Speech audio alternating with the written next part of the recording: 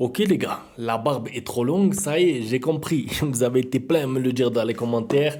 Un oui ou un non, je coupe, je laisse. J'écouterai ma communauté, en tout cas. Parce qu'on a même dans les commentaires du débrief, au lieu de me dire oui, Pedri, il a été bon, ils me disent Loguito va couper ta barbe. Bon, j'espère que vous allez tous bien. J'ai retenu 10 questions aujourd'hui sur le Barça, bien sûr, suite à la victoire du Barça hier surtout. Merci à tous les participants et on va commencer tout de suite avec tu aimes Pedri plus que ta femme. Il y a débat, il y a débat. Non, arrêtez, je suis pas prêt pour le divorce. Sinon pour Pedri, bien sûr qu'il est incroyable en ce moment. Encore un gros match de sa part hier, passeur décisif. Il était partout et quand je parlais de volume de jeu par rapport au match raté de Gavi, regardez la différence. Alors, je sais que c'est pas le même profil, mais je parle de volume de jeu, ça veut dire d'activité. En fait, juste le fait de voir Pedri toucher les ballons, contrôle, remise, passe, il y a vraiment tout dans son match, plus le volume de jeu. Il court, il fait des replis, il défend, il récupère, il fait du pressing. Je veux dire, je peux pas demander plus que ce que fait actuellement Pedri. Je sais pas s'il peut encore progresser. Peut-être la frappe aux 20 mètres, on le sait. Pedri, c'est pas un joueur qui a une superbe frappe de loin. Enfin, il a une très bonne frappe de loin, mais il tire presque jamais. Il peut progresser dans ce domaine-là, mais sinon, tous les autres domaines, franchement, d'un milieu de terrain, incroyable. On peut pas lui demander plus. Et en plus de ça, il est régulier, c'est-à-dire qu'il rate presque jamais de match.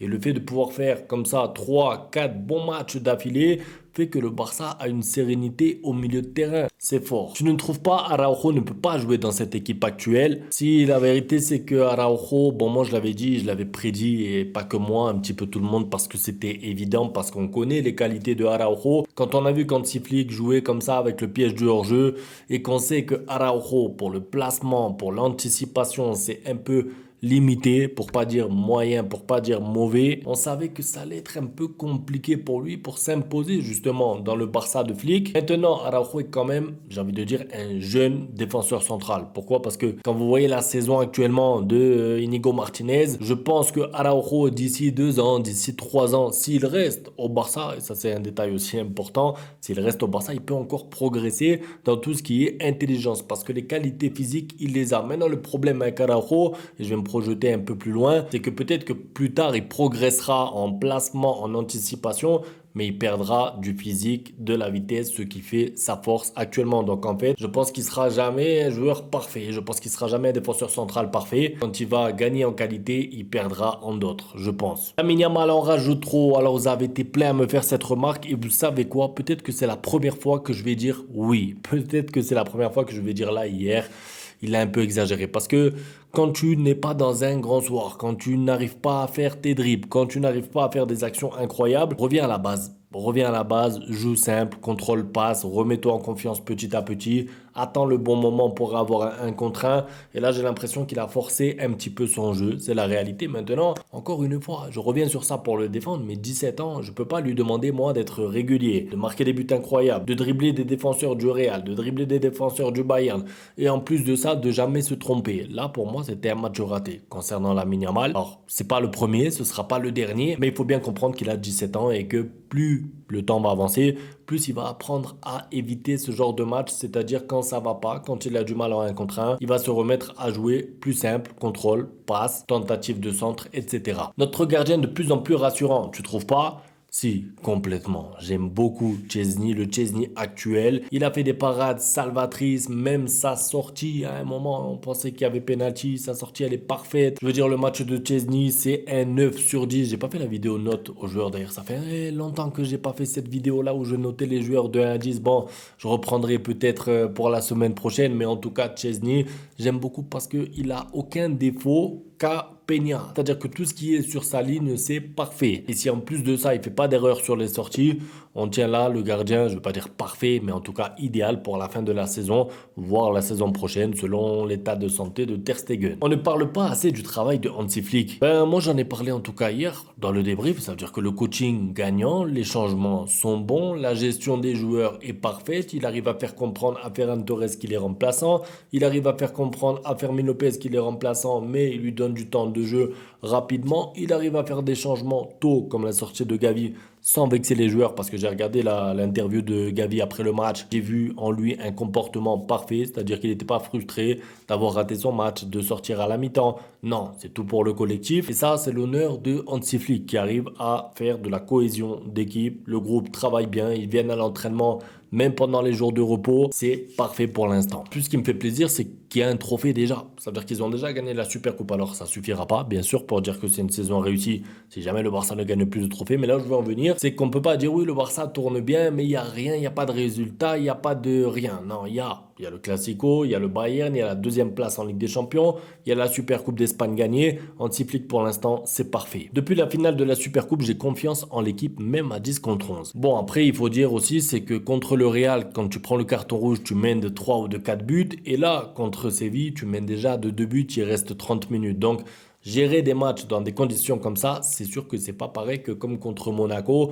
où tu prends le carton rouge à 0-0. C'est pas la même gestion du match. Et pour revenir sur le PSG de l'année dernière, bon, c'est particulier. C'était Xavi, il fallait sortir un joueur, il a sorti Lamine Yamal. Bon, on saura jamais ce qui se serait passé sans le carton rouge de Araujo, mais bref. C'est vrai que j'ai trouvé l'équipe sérieuse, solide, vraiment concentrée sur la fin du match à 10 contre 11 et ça fait plaisir. Salut Loguito, est-ce que tu penses que le Barça a la capacité de gagner la Ligue des Champions? Oui, je pense que oui. Je vois pas en fait beaucoup d'équipes qui peuvent sortir le Barça cette année. Alors oui, le PSG, si jamais tu les joues en huitième, c'est dur. City ou le Real, si tu les joues en demi ou quoi, oui, c'est dur sur 2 matchs. Bien sûr, la Ligue des Champions, ça va être dur contre n'importe qui. La vérité, c'est que tu as la forme, là, les joueurs, la qualité pour aller au bout. Je trouve pas que les joueurs de Séville voulaient blesser nos joueurs.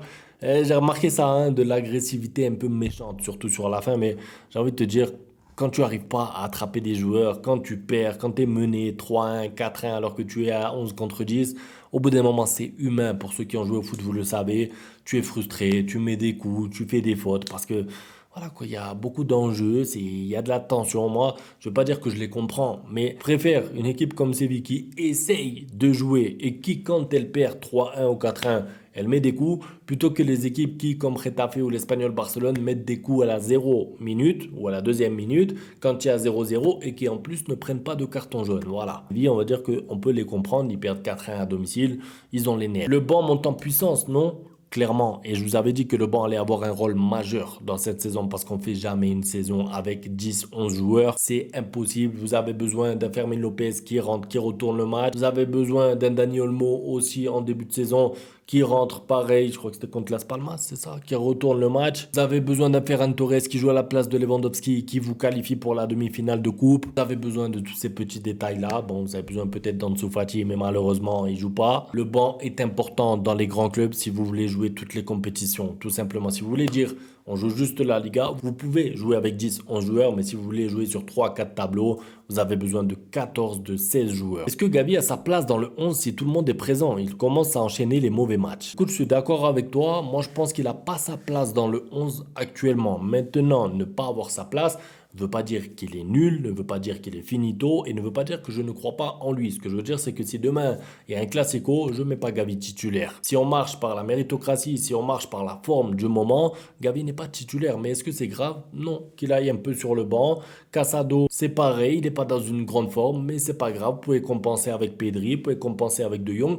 Peut-être que plus tard dans la saison, Casado et Gavi iront bien et Fermin Lopez et De Jong iront moins bien. C'est pour ça d'ailleurs que je vous disais que les remplaçants c'est important et qu'avoir 16 joueurs au top niveau c'est un luxe pour pouvoir justement faire tourner selon les formes du moment. C'est tout pour la vidéo. Un grand merci à tous pour le soutien et pour vos commentaires. Je vous connais, je le sais. On se retrouve demain pour la suite. Merci.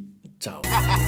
Bang, bang, bang, bang, goodbye. Ustedes pueden aceptar mi negocio o aceptar las consecuencias. Plata o plomo.